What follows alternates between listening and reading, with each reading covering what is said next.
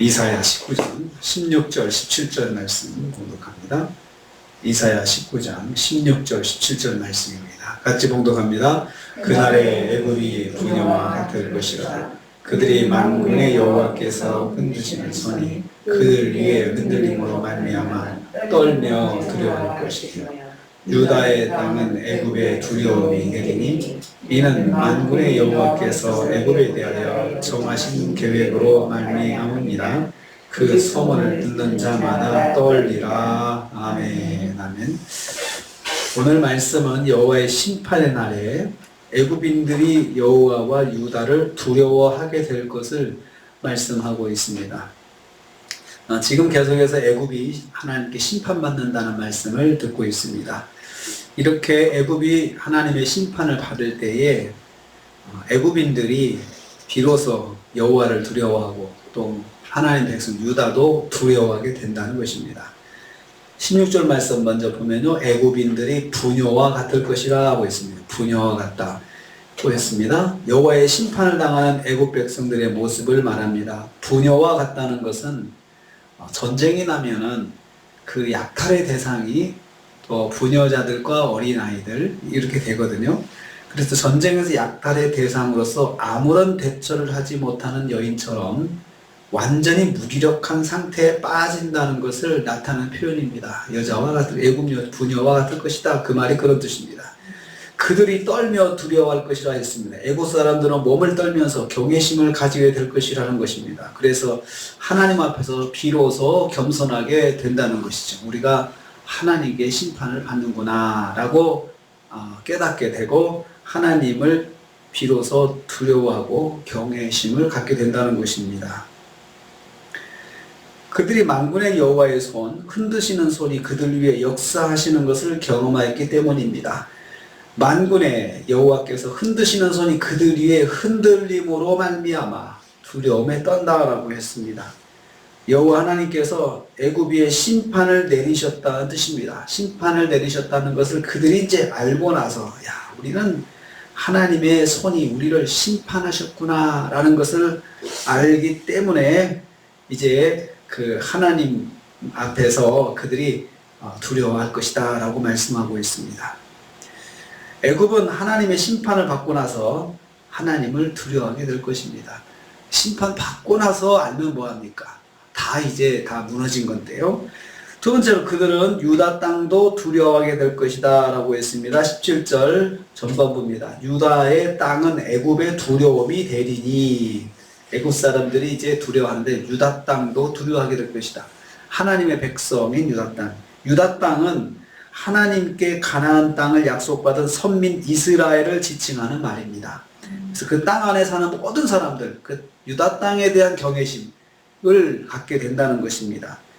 하나님은 과거에 이스라엘 백성이 가나안 땅을 차지할 수 있게 하기 위해서 10가지 재앙을 내리시고 홍해를 가르심으로 애굽을 심판하셨습니다. 바로 그 하나님께서 또다시 애굽에 무서운 심판을 행하실 것입니다. 이러한 두 번의 심판을 경험한 애굽은 하나님을 극도로 두려워하게 될 것이라는 말씀입니다. 그러니까 하나님의 심판을 두 번째로 당하고 나서 우리가 옛날에 10가지 재앙도 받았지 않냐? 그것까지 연결해가지고 그 하나님께서 또 우리를 이렇게 심판하셨구나 이렇게 깨닫게 된다는 것입니다. 그래서 그렇게 그런 하나님을 섬기는 이스라엘 백성들도 두려움의 대상이 되는 거죠. 하나님 때문에 하나님 백성도 무서운 거예요. 함부로 못하는 거죠. 함부로 건들지 못하는 거죠. 우리 그렇지 않습니까? 누가 무서우면 그 집 자식도 그 집에 있는 속한 것들도 다 함부로 손대지 못하잖아요. 그게 두려움이거든요. 경외심이거든요. 그러므로 그런 애굽을 의지하지 말고 이렇게 말씀하신 이유가 있습니다. 이스라엘 백성들이 어려우니까 애굽을 의지하잖아요. 애굽도 이렇게 결국은 하나님 두려워하고 또 하나님 믿는 우리를 이스라엘을 두려워하게 될 것인데 그 애굽을 지금 의지하지 말고 살아계신 하나님을 의지해야 한다는 점을 우회적으로 말씀하고 있는 것입니다. 결국은 애굽도 심판받아서 하나님을 두려워하게 되는데 너희는 하나님 믿는 백성 아니냐? 응? 하나님 백성인데 그 애굽도 망해서 결국 하나님을 두려워하고 우리를 두려워할 것인데 왜 애굽을 의지하냐, 이렇게 우회적으로 말하고 있는 것입니다. 애굽은 하나님에 대한 경외심을 하나님 백성에게도 가지게 될 것입니다. 세 번째로 그 소문을 듣는 모든 자가 떨 것이다 라고 17절 후반부 말씀하고 있습니다. 그 소문은 유다를 위해서 역사하신 하나님의 심판에 대한 내용을 말합니다. 즉 이스라엘을 위해서 행하신 하나님의 역사입니다. 애굽에게 두 번의 심판을 행하신 하나님의 능력에 대한 소식입니다. 이런 소식을 듣는 모든 사람들의 반응은 두려움과 떨림으로 이관할 것이다 하는 말씀이죠. 여호와 하나님이 어떤 분이신지 깨닫게 된다는 것입니다. 비로소 이제 깨닫게 된다는 거죠. 야, 저런 애굽도 하나님께서 심판하시니까 저렇게 되더라.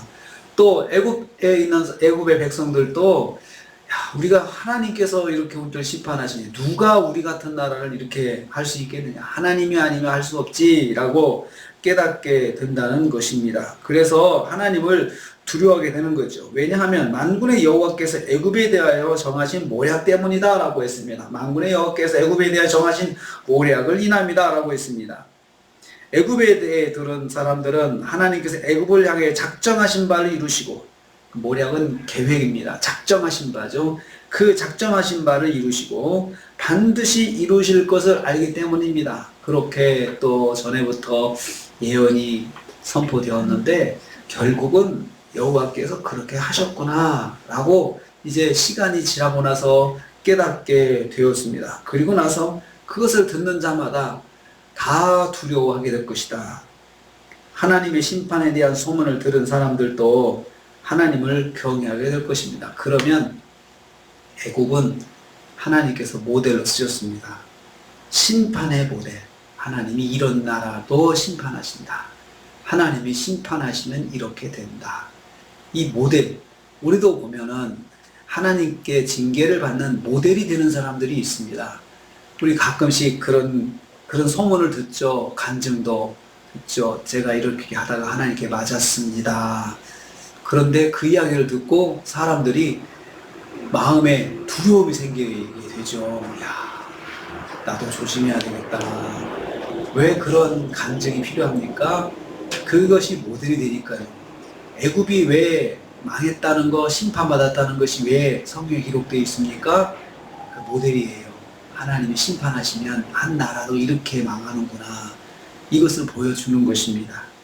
우리는 하나님의 심판의 모델이 되면 안 되겠습니다. 하나님 믿는 사람들이 그 모델이 되면 안 되죠. 결국 이스라엘도 유다도 모델이 된 거예요. 또 하나님께서 이렇게 하나님의 자녀도 심판하시는구나. 이런 모델을 되게 하나님이 하신다는 거죠. 그러므로 우리가 될 모델은 하나님의 축복의 모델이 되어야 됩니다. 하나님께서 복 주시면 이렇게 된다는 축복 모델도 있지 않습니까? 간증을 들어보면 순종해서 복받은 사람들의 모습들이 있습니다. 또 하나님께 헌신해서 복받은 사람들이 있습니다. 다 모델이죠. 과거에 어떠했던지 간에 지금 하나님께 순종하고 복받은 사람들이 참 많습니다. 우리는 오늘 말씀 통해서 모델이 되더라도 좋은 모델이 돼야 되겠다. 좋은 모델이 돼서 은혜의 영향을 끼쳐야 되겠다라는 생각을 하게 됩니다. 오늘 하루 주님 말씀에 순종해 살아서 은혜의 모델이 되시는 저 여러분 되시기를 주님의 이름으로 축복합니다. 주님 감사합니다.